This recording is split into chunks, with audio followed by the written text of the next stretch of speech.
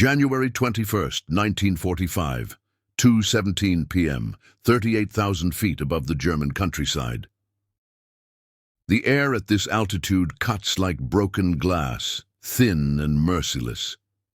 Below, the snow-covered fields of Bavaria stretch endlessly, a white canvas marked only by the dark scars of bombed railways and the skeletal remains of once proud cities. In the cockpit of his P-51D Mustang, First Lieutenant Charles Chuck Yeager feels the familiar weight of his leather flight jacket against his shoulders, the worn material soft from countless missions over enemy territory. The engine's steady thrum vibrates through his bones, a sound that has become as natural as his own heartbeat.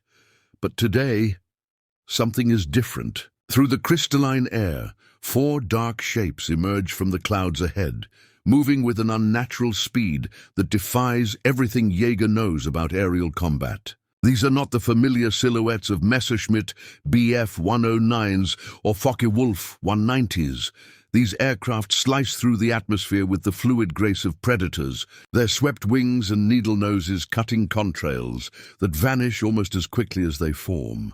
Germany's newest and most terrifying weapons have finally taken to the skies en masse.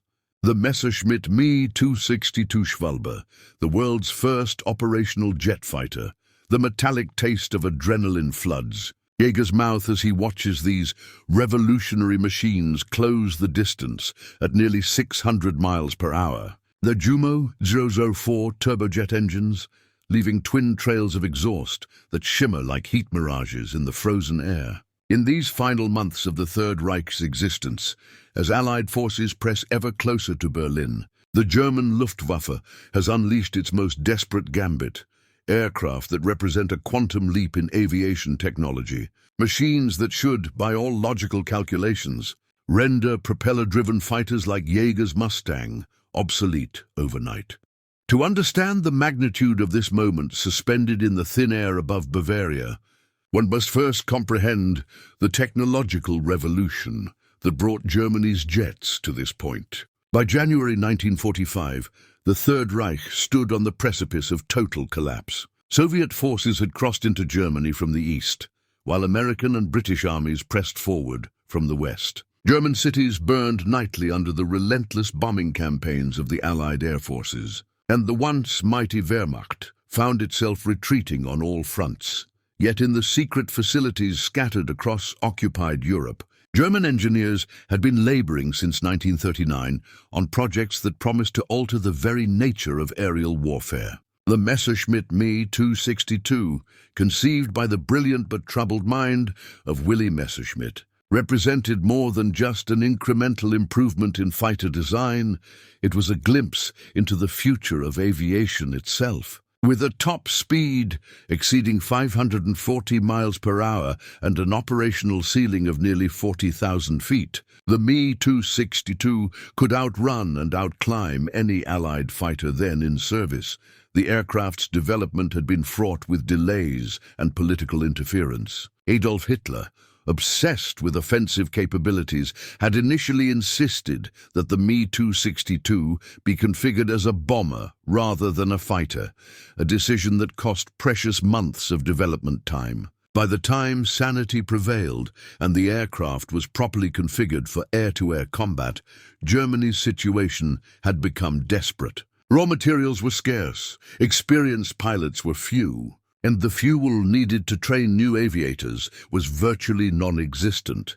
Nevertheless, by early 1945, small numbers of Me 262s had begun appearing over German airspace, flown by elite pilots from Kampfgeschwader 51 and Jagdgeschwader 7.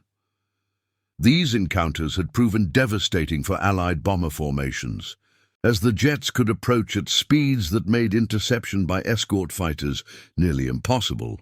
Unleash their devastating armament of 4 30mm Mk-18 cannons and escape before the slower propeller-driven aircraft could respond effectively. Allied intelligence reports spoke of these encounters in hushed, almost reverent tones. B-17 and B-24 crews returned from missions over German industrial targets with accounts of aircraft that seemed to materialize from nowhere. streak through their formations like silver phantoms, and vanish into the distance while their gunners struggled to track targets moving at unprecedented velocities. The psychological impact was as significant as the physical damage.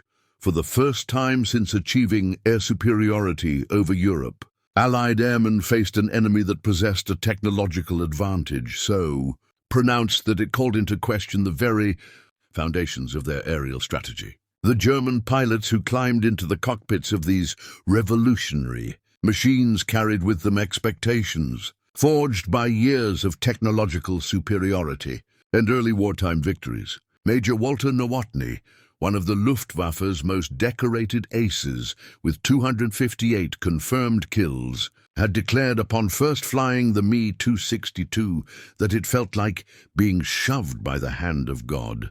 The jet's acceleration was unlike anything in the propeller-driven world, a smooth, inexorable push that pressed pilots back into their seats as the aircraft gathered speed with mechanical precision. For pilots like Oberleutnant Georg Peter Eder and Hauptmann Heinz Beer, veterans who had survived years of increasingly desperate aerial combat, the Me-262 represented salvation. Here, finally, was an aircraft that could restore German air superiority, that could sweep the skies clean of Allied bombers and fighters through sheer technological dominance. The mathematics seemed irrefutable, with a speed advantage of nearly 200 miles per hour over the fastest Allied fighters. The jets could choose when and where to engage, striking with impunity before disappearing into the vastness of the sky.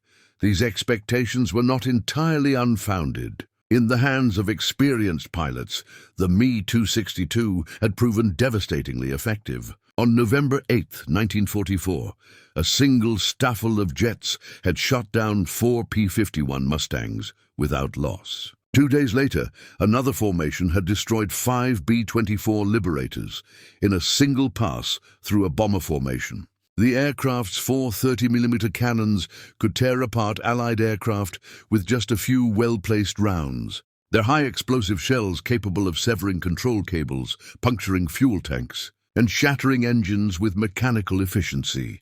But the reality of aerial combat in 1945 proved far more complex than German engineers and pilots had anticipated. Despite its revolutionary performance, the Me-262 suffered from critical vulnerabilities that became apparent only through sustained operational use. The Jumo 004 engines, marvels of engineering though they were, possessed a service life of merely 25 hours between major overhauls. They were sensitive to rapid throttle movements, prone to flameouts at high altitude, and vulnerable to foreign object damage. More critically, the engines required nearly 30 seconds to spool up from idle to full power, an eternity in the context of aerial combat where survival often depended on split-second reactions.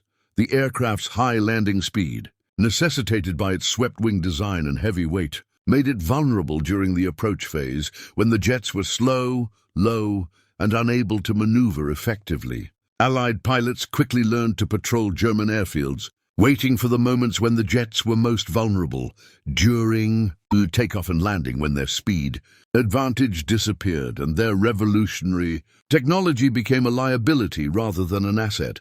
Perhaps most significantly, the Me-262's very sophistication worked against it in the resource-starved environment of late-war Germany. Each aircraft required specialized maintenance equipment, exotic materials, and highly trained technicians, luxuries that the collapsing Reich could ill afford. Many jets sat grounded not because of battle damage, but because of the lack of spare parts, qualified mechanics, or the high-octane fuel needed to keep their temperamental engines running. As Chuck Yeager watches the 4 Me-262s approach through the thin air above Bavaria, his mind processes the tactical situation with the cold calculation of a pilot who has survived 64 combat missions over Europe. The jets are climbing toward his altitude in a loose formation, their polished aluminum fuselages glinting in the afternoon sunlight. At his current airspeed of 380 miles per hour, They are closing the distance at a combined rate of nearly 1,000 miles per hour, faster than the speed of sound itself. In the documented account of this engagement, preserved in the mission reports of the 357th Fighter Group, Yeager later described his initial reaction not as fear, but as curiosity. Here was an opportunity to test American pilot training and aircraft design against Germany's most advanced technology under actual combat conditions. The outcome would depend not merely on the relative performance specifications of the opposing aircraft, but on the tactical acumen, training, and adaptability of the men who flew them. The lead Me-262, piloted by Unteroffizier Klaus Neumann, a 22-year-old veteran of the Russian front with 18 confirmed kills, had spotted Yeager's lone Mustang from a distance of nearly 10 miles. The German pilot's tactical manual called for a high-speed pass from above and behind, using the jet's superior velocity to close within cannon range, deliver a devastating burst of fire, and then extend away before the enemy could respond. It was a proven technique that had accounted for dozens of Allied aircraft in the preceding months, but Neumann and his wingmen were operating under assumptions that had been valid in earlier phases of the war, but were becoming increasingly obsolete as 1945 progressed. They expected to face bomber formations protected by fighters that would attempt to match their climb rate and speed, a futile exercise that would allow the jets to dictate the terms of engagement. They anticipated opponents who would react conventionally, turning into the attack and attempting to engage in traditional dogfighting, maneuvers that would play directly into the Me-262's performance advantages. What they encountered instead was something far more dangerous. An American pilot who had internalized not just the technical specifications of his aircraft, but the broader strategic situation that gave context to this aerial encounter. Yeager understood that by January 1945, Germany's jet program, while technologically impressive, was fundamentally a desperate attempt to offset massive disadvantages in pilot training, fuel availability, and overall strategic position. The Mustang he flew was not merely a collection of aluminum, steel, and mechanical components, but a symbol of American industrial capacity operating at full efficiency. Unlike the hand-built German jets, which required exotic materials and specialized manufacturing techniques, the P-51D represented mass production refined to an art form. Over 15,000 Mustangs had rolled off American production lines, each one equipped with the proven Packard V2Z 1650 Merlin engine, reliable equipment, and robust construction that could withstand battle damage that would ground more delicate aircraft. More importantly, Yeager carried with him the accumulated wisdom of hundreds of hours of flight training in aircraft that were available in sufficient quantities to allow extensive practice. While German pilots in early 1945 were often sent into combat with minimal jet training due to fuel shortages and aircraft availability, American aviators benefited from thorough preparation in aircraft that could be risked for training purposes without depleting critical operational assets. As the range closes to 5 miles, Yeager makes a decision that will be studied in tactical aviation courses for decades to come. Instead of attempting to climb toward the approaching jets or turning away to avoid engagement, he pushes the Mustang into a shallow dive, trading altitude for airspeed while simultaneously turning toward the German formation. This maneuver, counterintuitive by conventional fighter tactics, serves multiple purposes. It increases his energy state, presents a more difficult deflection shot for the German pilots, and forces them to adjust their attack profile at the last moment. The historical record of this engagement, compiled from mission reports, gun camera footage, and post-war interviews with surviving participants, reveals the critical importance of split-second decision-making in aerial combat. At 2:19 p.m., as documented in the 357th Fighter Group's operations log, Neumann's formation initiated their attack run, diving toward Jaeger's Mustang from an altitude advantage of approximately 5,000 feet. The German pilot's first mistake became apparent in those crucial seconds. Confident in his aircraft's performance advantage, Neumann had approached the engagement with the methodical precision of a technician rather than the adaptive flexibility of a combat veteran. His pre-planned attack profile called for a specific angle of approach, a predetermined firing solution, and an escape vector that would maximize his jet's speed advantage while minimizing exposure to return fire. But aerial combat, unlike the laboratory conditions under which the Me-262's tactics had been developed, rarely conforms to theoretical calculations. Jaeger's unexpected maneuver transformed what should have been a textbook intercept into a fluid, rapidly evolving tactical problem that required immediate adaptation. The German formation, committed to their attack run and constrained by the high speeds at which they were operating, found themselves unable to adjust quickly enough to maintain their optimal firing position.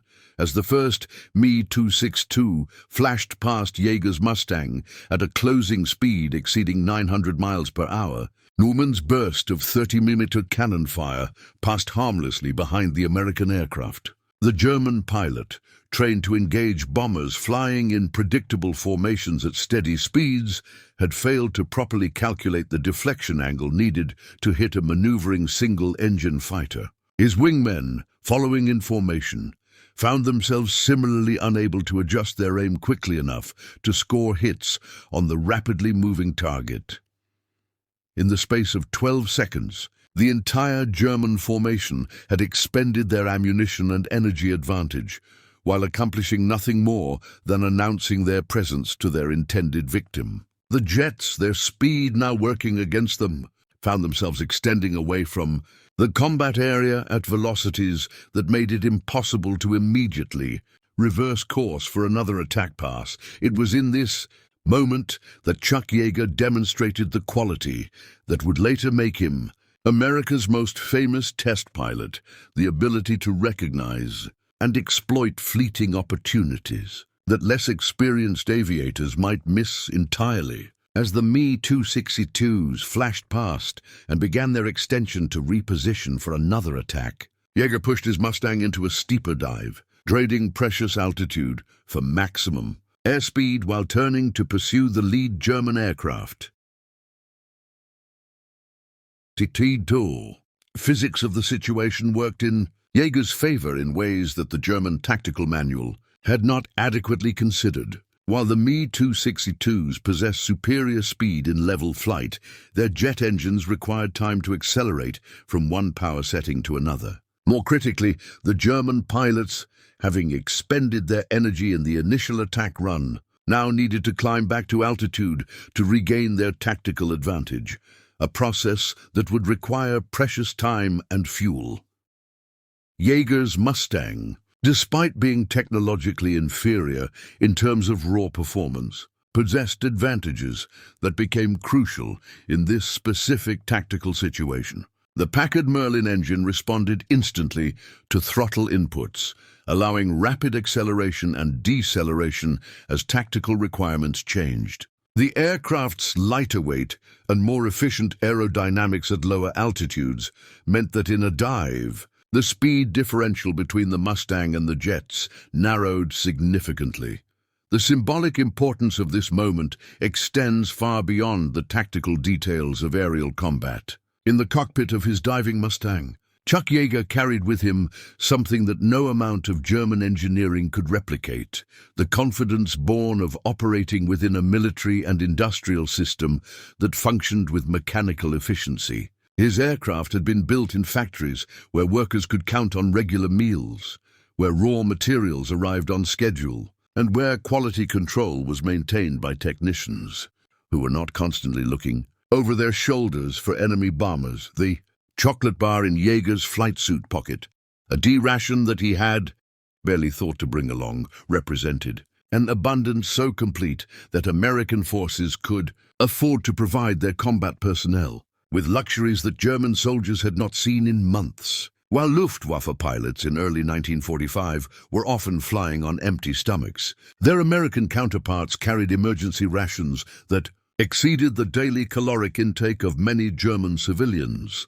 This abundance extended beyond mere material comfort to encompass every aspect of American military operations. Yeager's P-51D was one of thousands of identical aircraft, supported by a logistics network that stretched from factories in California to air bases in England. If his Mustang was damaged or destroyed, another would be available within days, flown by pilots who had benefited from hundreds of hours of training in aircraft that America could afford to risk for educational purposes. The German pilots fleeing ahead of him operated under entirely different constraints. Each Me-262 represented months of irreplaceable manufacturing effort, utilizing materials that were becoming increasingly scarce as Allied bombing campaigns targeted German industrial facilities. The engines powering their aircraft had been built by slave laborers working under horrific conditions, their quality compromised by sabotage, material shortages, and the general chaos of a collapsing industrial system. More significantly, the training that had prepared these German pilots for combat had been truncated by fuel shortages and aircraft availability. While Yeager had accumulated over 400 hours of flight time before his first combat mission, many German jet pilots in early 1945 were flying operationally with fewer than 50 hours total time in type. The theoretical superiority of their aircraft could not compensate for the fundamental disadvantage of inadequate preparation. As his Mustang closes the distance to the fleeing Me-262s, Yeager finds himself in a position that military historians would later recognize as emblematic of the broader strategic situation in early 1945.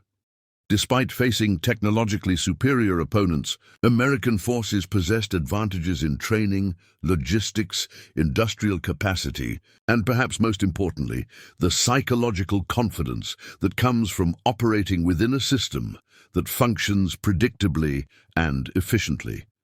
The lead German aircraft, now less than 800 yards ahead, presents Yeager with a deflection shot that requires precise calculation of lead angle, target speed, and projectile ballistics. But the American pilot's training, conducted in aircraft that were available in sufficient quantities to allow extensive gunnery practice, has prepared him for exactly this type of engagement. His 650 caliber machine guns, loaded with a mixture of armor-piercing and incendiary ammunition, possess the range accuracy needed to engage targets at extended distances. At 2:21 p.m., according to the gun camera. At 2:21 p.m., according to the gun camera footage that would later be analyzed by intelligence officers seeking to understand the tactical employment of German jet aircraft, Chuck Yeager fired a 3-second burst at Unteroffizier Klaus Neumann's Me-262 from a range of approximately 700 yards. The convergence of his machine guns had been set at 300 yards. But at this extended distance, the cone of fire was wide enough to encompass the German aircraft's entire fuselage. The ballistics of this engagement tell a story that extends beyond simple marksmanship to encompass the industrial and technological advantages that America brought to bear in the final phases of the European War. Yeager's ammunition had been manufactured in plants where quality control was maintained by workers who understood that their output would determine whether American pilots lived or died in combat. Each .50 caliber round had been inspected, tested, and loaded by technicians who took personal pride in their work. The incendiary rounds that struck Neumann's Me-262 found their target at the most vulnerable point in any jet aircraft, the fuel system. Unlike the self-sealing fuel tanks that had become standard in American aircraft by 1943, German jets still relied on conventional fuel cells that were vulnerable to fire when punctured. The phosphorus-based incendiary compounds that ignited Neumann's fuel supply had been developed in American chemical laboratories where researchers had access to the best materials, equipment, and scientific talent that industrial democracy could provide. As flames erupted from the German aircraft's port engine, transforming the sleek jet into a falling comet, trailing smoke and fire across the Bavarian landscape, the symbolic significance of the moment became apparent. Here was German technology at its most advanced, a glimpse into the future of aviation itself, being destroyed by an American pilot flying an aircraft that represented not cutting-edge innovation, but the perfection of mass production and systematic training. The remaining three Me-262s, witnessing their leader's destruction, faced a tactical situation that their training had not prepared them to handle. Their doctrine called for high-speed attacks, followed by rapid extension to avoid engagement with enemy fighters. A strategy that worked well against bomber formations, but proved inadequate when facing a single, aggressively maneuvered fighter that refused to be intimidated by technological superiority. Oberleutnant Hans Waldmann, flying the second Me-262 in the formation, attempted to reverse course and engage Jaeger's Mustang in traditional air-to-air combat. But the German pilot's inexperience with jet tactics became immediately apparent as he pulled his aircraft into a tight turn that caused his engines to flame out, a common problem with early jet power plants when subjected to rapid maneuvering at high altitude. Without power, Waldmann's Me-262 became a glider with the aerodynamic characteristics of a falling brick. The aircraft's swept wings, designed for high-speed flight, provided inadequate lift at the low speeds necessitated by engine failure. As Jaeger watched from above, the German pilot struggled to restart his engines while simultaneously attempting to glide toward friendly territory, a near impossible task at 35,000 feet altitude. The remaining two German aircraft, now facing the prospect of engaging an American fighter that had already demonstrated its ability to destroy their technologically superior comrades, made the tactical decision that combat pilots throughout history have faced when confronted with unfavorable odds. They abandoned the engagement and fled toward their home base at maximum speed. The transformation that occurred in those brief minutes above Bavaria extended far beyond the immediate participants in this aerial encounter. Word of Jaeger's victory spread quickly through Allied air bases across Europe, carried by radio transmissions, intelligence reports, and the informal networks through which combat information traveled among fighting units. For American airmen who had spent months facing the psychological challenge of German jet aircraft, Jaeger's success provided proof that technological superiority alone could not determine the outcome of aerial combat. The Me-262s, that had seemed nearly invincible in their early encounters with Allied formations, had been revealed as sophisticated but flawed weapons, operated by pilots whose training and tactical flexibility could not match their aircraft's theoretical capabilities. The impact on German morale proved equally significant, though in the opposite direction. Luftwaffe pilots who had placed their hopes for aerial superiority on the promise of jet technology now faced the reality that even their most advanced aircraft could be defeated by properly trained Allied pilots flying conventional fighters. The psychological advantage that the jets had initially provided the sense of technological invincibility that had sustained German aircrews through years of increasingly desperate combat evaporated in the face of tactical defeats that demonstrated the limitations of relying on technology alone. Intelligence reports compiled by Allied air forces in the weeks following Jaeger's engagement documented a marked change in German jet tactics. The aggressive, confident approaches that had characterized early Me-262 operations gave way to more cautious strategies that emphasized survival over engagement. German pilots began avoiding combat whenever possible, husbanding their aircraft and fuel for defensive operations rather than seeking out offensive opportunities. This tactical shift reflected a broader recognition within the German military that their technological advantages, however impressive, could not compensate for fundamental disadvantages in pilot training. industrial capacity and strategic position. The jets that had been conceived as war-winning weapons were increasingly employed as symbols of defiance, rather than effective military assets. Impressive demonstrations of German engineering that had little practical impact on the war's outcome. For Chuck Yeager personally, the engagement marked a transformation from accomplished fighter pilot to legendary figure whose exploits would be studied and emulated for generations. But more importantly, his victory validated American approaches to pilot training, aircraft design, and tactical employment that emphasized adaptability, thorough preparation, and the intelligent use of available resources rather than reliance on technological superiority alone. The chocolate bar that remained untouched in Yeager's flight suit throughout the engagement served as a continuing reminder of the abundance that underlay American military operations. While German pilots flew combat missions on empty stomachs, sustained by nothing more than adrenaline and ideology, their American counterparts carried emergency rations that exceeded the nutritional intake of many European civilians. This disparity in basic sustenance reflected deeper differences in the industrial and social systems that supported the opposing air forces. American aircraft factories operated with workers who were well-fed, properly housed, and motivated by wages that allowed them to support their families in comfort. German aircraft production, by contrast, increasingly relied on slave labor, foreign workers, and German civilians, whose loyalty was maintained through fear rather than genuine commitment to the war effort.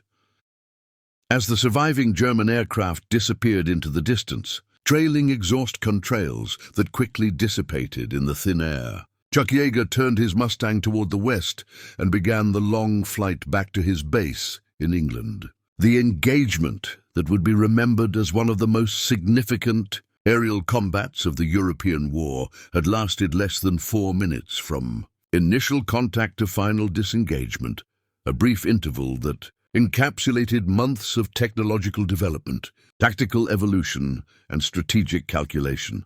The gun camera footage from Yeager's aircraft, developed and analyzed by intelligence officers within hours of his return, provided the first clear documentation of an American fighter's successful engagement with multiple German jets under conditions that allowed detailed study of the aircraft's performance characteristics and tactical employment. The film revealed vulnerabilities in German jet operations that would be exploited by Allied pilots in subsequent encounters, contributing to the rapid degradation of German air power in the war's final months. But the significance of this encounter extended beyond immediate tactical lessons to encompass broader questions about the relationship between technology and human factors in military operations. The Me-262, despite its revolutionary design and impressive performance specifications, had been defeated by a combination of superior pilot training,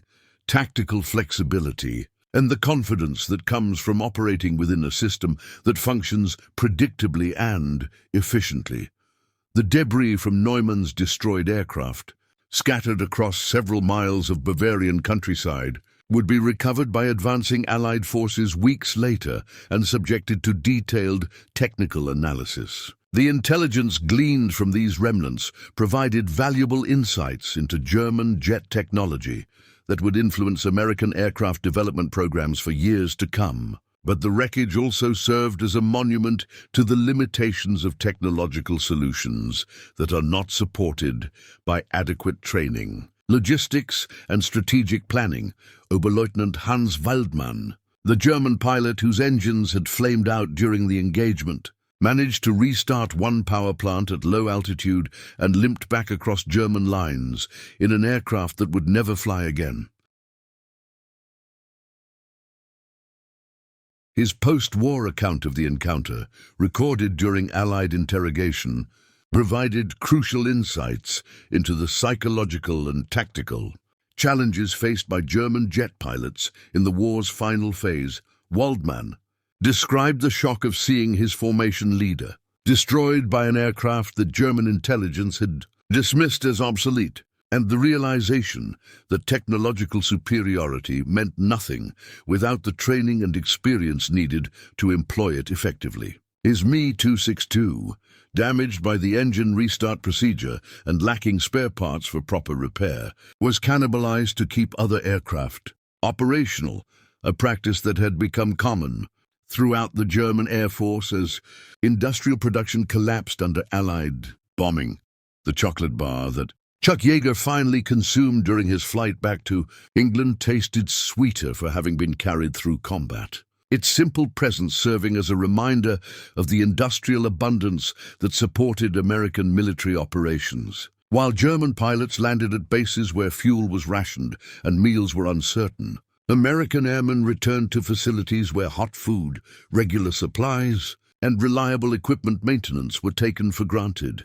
This disparity in basic logistics reflected the fundamental differences between democratic and totalitarian approaches to military organization. American air bases functioned as communities where personnel at all levels understood their roles and performed them efficiently because they believed in the cause for which they fought. German military installations increasingly operated through coercion and fear, with declining effectiveness as morale collapsed and resources became scarce. The ripple effects of this brief aerial encounter spread outward through both military and civilian populations on both sides of the conflict. Allied newspapers, subject to wartime censorship but hungry for positive stories about American military prowess, seized upon Yeager's victory as evidence that American pilots and aircraft could defeat Germany's most advanced weapons. The story was simplified and dramatized for public consumption,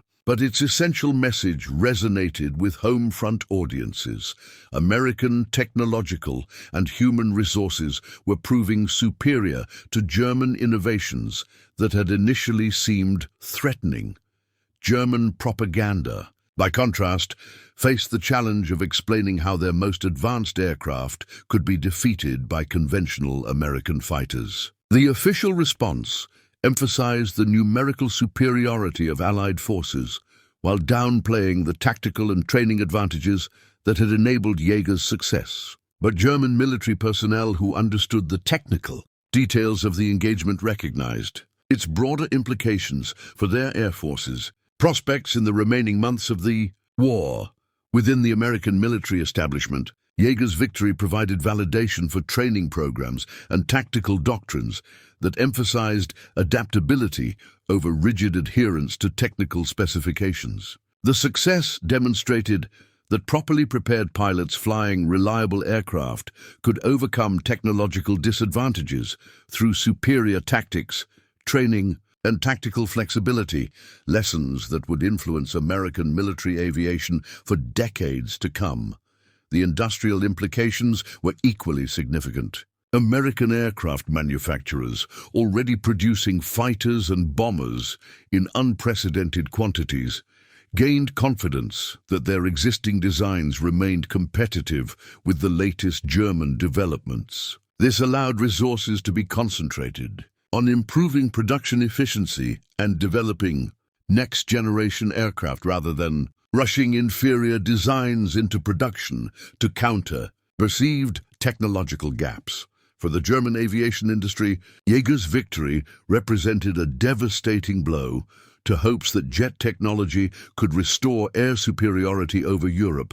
The Me-262 program, already constrained by material shortages and production difficulties, faced the additional challenge of explaining why expensive, technologically advanced aircraft were being shot down by conventional American fighters flown by well-trained pilots.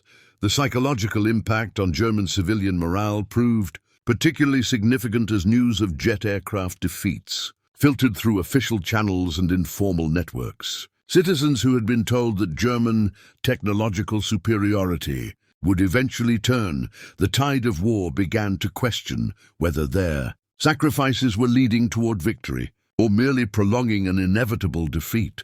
The symbolic power of a single chocolate bar, carried casually in an American pilot's flight suit, represented abundance so complete that it could be taken for granted even in combat situations. German soldiers and civilians, many of whom had not seen chocolate in months, would have regarded such casual plenty as evidence of American material superiority that extended far beyond military equipment to encompass the entire industrial and social system that supported the war effort. In the months that followed, as winter gave way to spring and Allied forces pressed ever closer to Berlin, the tactical lessons learned from Chuck Yeager's encounter with German jets were disseminated throughout American fighter squadrons operating over Europe. Pilots learned to exploit the vulnerabilities that had been revealed in German jet operations. Their slow acceleration, their need to climb for energy advantage, and their pilots' relative inexperience with the tactical employment of revolutionary technology. The success bred more success as American fighter pilots gained confidence in their ability to engage and defeat German jets under the right circumstances. The psychological advantage that the Me-262s had initially enjoyed, the fear of facing technologically superior opponents, evaporated as pilots realized that proper tactics and aggressive flying could overcome theoretical performance advantages. German jet operations, meanwhile, became increasingly cautious and defensive as pilots recognized that their aircraft's sophistication made them valuable targets that could not be risked in unnecessary engagements. The jets that had been designed to sweep Allied aircraft from European skies were increasingly employed in defensive roles, attempting to intercept bomber formations while avoiding contact with escort fighters whenever possible. This tactical shift reflected broader changes in German military strategy as the war entered its final phase. Resources were no longer sufficient to support offensive operations, and advanced weapons like the Me-262 were reserved for last-ditch defensive efforts that had little chance of altering the war's ultimate outcome. The jets became symbols of German technological achievement rather than effective military weapons. Impressive demonstrations of engineering skill that could not compensate for fundamental strategic disadvantages. The intelligence value of Yeager's encounter extended beyond immediate tactical applications to influence post-war American aircraft development programs. The vulnerabilities revealed in German jet operations provided valuable insights into the challenges of transitioning from propeller-driven to jet-powered military aviation. Lessons that would prove crucial as American manufacturers began developing their own jet fighters in the war's aftermath. But perhaps most significantly, the engagement demonstrated the continuing importance of human factors in military aviation, even as technology became increasingly sophisticated. The most advanced aircraft in the world could not compensate for inadequate pilot training, insufficient tactical flexibility, or the psychological disadvantages of operating within a failing military system that could no longer provide adequate support for its personnel. The chocolate that Chuck Yeager finally consumed during his return flight to England represented more than simple sustenance. It symbolized an entire industrial and social system that could afford to provide its military personnel with luxuries that their opponents could not obtain even as necessities. This abundance extended beyond material items to encompass training opportunities, equipment reliability, and the psychological confidence that comes from operating within organizations that function efficiently and predictably. As spring arrived in Europe and Allied armies crossed the Rhine River to begin their final advance into Germany, the lessons learned from aerial encounters like Yeager's victory over the German jets began to influence broader strategic planning for the post-war period. American military leaders recognized that technological superiority alone could not guarantee success in future conflicts, that human factors, training programs, and industrial capacity would remain crucial determinants of military effectiveness. Regardless of advances in aircraft design, the symbolic importance of individual chocolate bars evolved into comprehensive programs designed to ensure that American military personnel would continue to enjoy material advantages over potential adversaries. logistics networks that could deliver fresh food, reliable equipment, and adequate supplies to forces deployed anywhere in the world became central elements of post-war military planning, recognizing that morale and effectiveness depended as much on basic sustenance as on advanced weaponry. German attempts to develop war-winning technologies through crash programs and desperate innovations had been revealed as fundamentally flawed approaches that could not compensate for strategic disadvantages in industrial capacity, pilot training, and popular support. The Me-262 program, despite its technical achievements, had failed to alter the war's outcome because it was not supported by the broader systemic advantages that sustained American military operations throughout the conflict. The transformation of individual pilots like Chuck Yeager from skilled technicians to legendary figures reflected broader changes in how democratic societies understood the relationship between technology and human agency in military affairs. Advanced weapons were important, but their effectiveness depended ultimately on the quality of personnel who operated them and the systems that supported their employment in combat situations. The debris from destroyed German jets scattered across the European countryside served as monuments to the limitations of technological solutions that were not integrated into comprehensive approaches to military effectiveness. The most sophisticated aircraft in the world could not overcome disadvantages in pilot training, fuel availability, maintenance support, and strategic position that characterized German military operations in the war's final phase.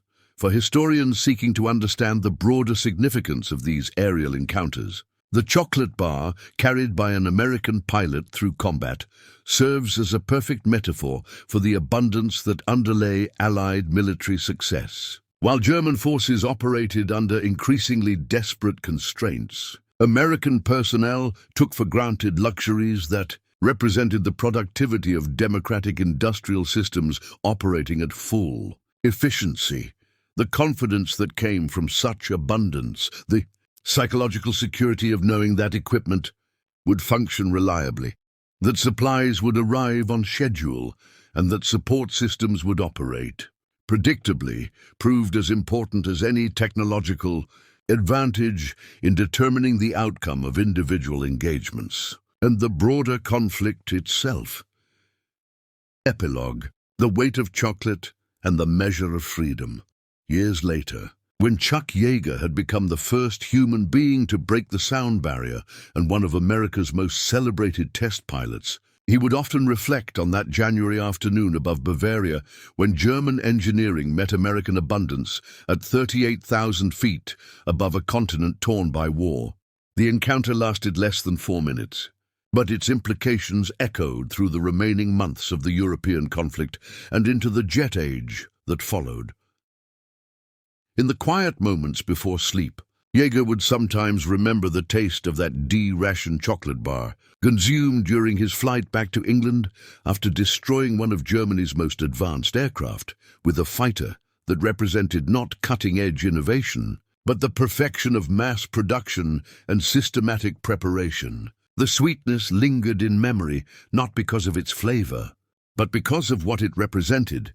A nation so abundant that it could afford to send its warriors into battle carrying luxuries that their enemies had not seen in months. The German pilots who survived encounters with American jets, those few who lived to see the wars end and the occupation that followed, would later speak of their amazement at discovering the casual plenty that characterized Allied military operations. American air bases, where they were interrogated, possessed supplies and equipment in quantities that seemed almost magical to personnel who had operated under conditions of increasing scarcity throughout the conflict's final phase. The Me-262s that had promised to restore German air superiority lay scattered across European battlefields, their revolutionary technology unable to compensate for the systemic disadvantages that characterized a totalitarian society at war with democratic nations